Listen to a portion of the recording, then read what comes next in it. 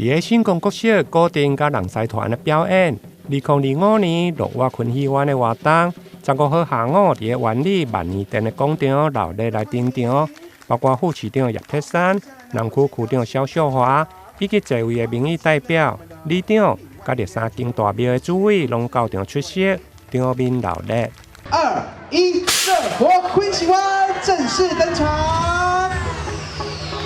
谢谢大家哈。今天呢，我们的活动除了我们舞台左手边这边哈，有我们手做的王船，还有我们的古早味的红菇粿，以外呢，更有阮的迄个菜宴哈，阮的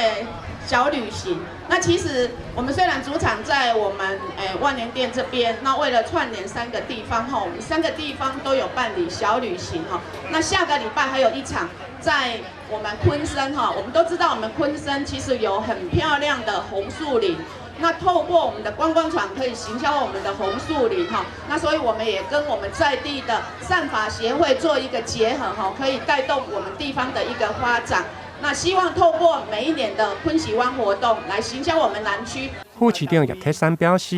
，6月昆戏湾的活动今年已经迈入第16档，一个活动会用个举办这么久，除了在地认同，另外就是当地历史甲文化的特色。咱南区这热火昆戏湾这活动可以持续16年，其实有一个原因，我感觉有3大的特色。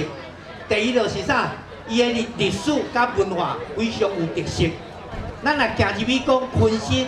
万里、喜球啊，你若行入去咧庄头哦，你会当感受到讲哇，这个所在过去的历史文化，走在巷弄间那种文化历史的温回。非常无同款，所以在座这爸爸妈妈其实有时间会当带咱的囡仔去行行、去看看。